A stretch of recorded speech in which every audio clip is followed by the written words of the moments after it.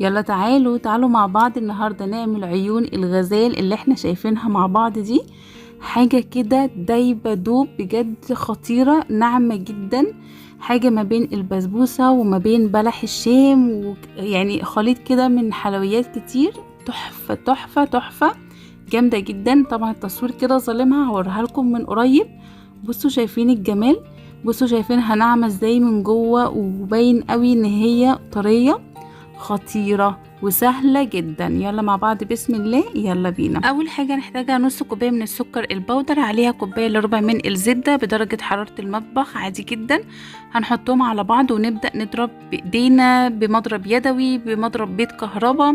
المهم نضربهم لحد اللون ما يفتح زي ما احنا شايفين. وهنجيب تاني حاجة بيضتين، هناخد بيضة كاملة، والبيضة التانية هناخد بياضة ونسيب الصفارة على جنب. وبعدين هنجيب معلقتين ونص من السميد، و3 معالق من جوز الهند الناعم. سميد ناعم وجوز هند ناعم جدا. هننزل ب3 معالق جوز هند، وعليهم باكو من الفانيليا او نص معلقة صغيرة من الفانيليا. هنرجع نضرب الكلام ده كله مع بعضه حلو جدا. في الوقت ده ممكن ننزل بيه بقى في بولة ونحط عليه 2.5 كوباية من الدقيق، وممكن ننزل بالدقيق بتاعنا في نفس العجان وعليهم باكو من البيكنج باودر. وهنضرب الكلام ده كله مع بعضه لحد ما يتعجن حلو جدا. انا كده عجنت نص عجنه، وهكمل العجنه على ايدي بره في بوله زي ما هوريكم بالظبط، علشان اوريكم العجينه المفروض تبقى قوامها عامل ازاي وتلم ازاي. بصوا العجينه كده لسه مفروله. طبعا لو كملتي في العجان المفروض تفضلي مكمله لحد المرحله اللي هوريها لك في الاخر. كده هنفضل نعجن بايدينا، هتلاقوا العجينه واحده واحده بتلم. ما تستعجلوش وما تضيفوش اي حاجه، لان العجينه بتاخد لها يعني 2-3 كده عجن لحد ما تبدا تظبط معاكي وتلم زي عجينه البيتيفور بالظبط. كده هنبدا بقى خلاص. بصوا شايفينها ما شاء الله بدات تلم ازاي من البوله، والبوله بدات تنضف معانا. كده خلاص العجينه 100. اهم حاجه بقى لما نخلص عجن كده ونلاقيها لمت معانا، نشوف بقى العجينه لما نعملها كور او نعملها على الشكل اللي احنا عايزينه ما تشققش من الحروف. كده ما شققتش، فخلاص كده العجينه عملنا لها التست وكده 100 مظبوطه جدا. هنبدا بقى نعمل الشكل البيضاوي او شكل مدور، ونديها كده خط من النص على الشكل البيضاوي او الشكل المدور كده زي ما احنا شايفين، ونديها خط من النص. ده الشكل بتاعنا اللي احنا عايزينه. هنبدأ بقى نعمل كل الكمية بتاعتنا على الشكل ده والشكل ده، وممكن نعمل واحد منهم ونعمله الشكل اللي انتوا عايزينه.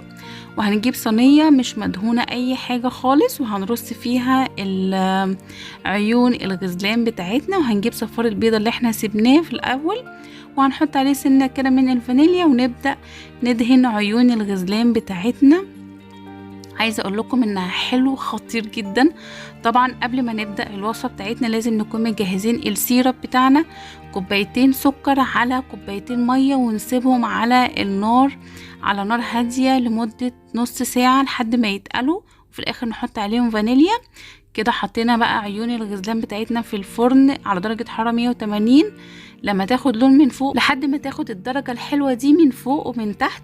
ولازم لازم لازم أول ما تطلع نسقيها بالسيرب، وهو السيرب بارد جدا، وعيون الغزلان بتاعتنا طالعة من الفرن، ونسقيها حلوة قوي. بتاخد سيرب كتير، يعني لازم تشبعيها من السيرب خالص علشان تبقى ناعمة معاكي. بصوا انا مغرقاها سيرب ازاي. تطلعوها بقى من السيرب تلاقوها كده دايبة دوب من العسل اللي شربته، وهتلاقوها ناعمة وخطيرة. شايفينها من تحت لونها عامل ازاي؟ يعني انا عايزة اوريها لكم من تحت. وطبعا بعد ما نحط السيرب نغطيها ونسيبها كده 10 دقايق تشرب بقى براحتها وتطرى حلو قوي. بصوا شايفين الجمال بجد تحفة. وبس كده خلاص، ده كان الفيديو بتاعنا النهاردة، ونورتوني. باي باي.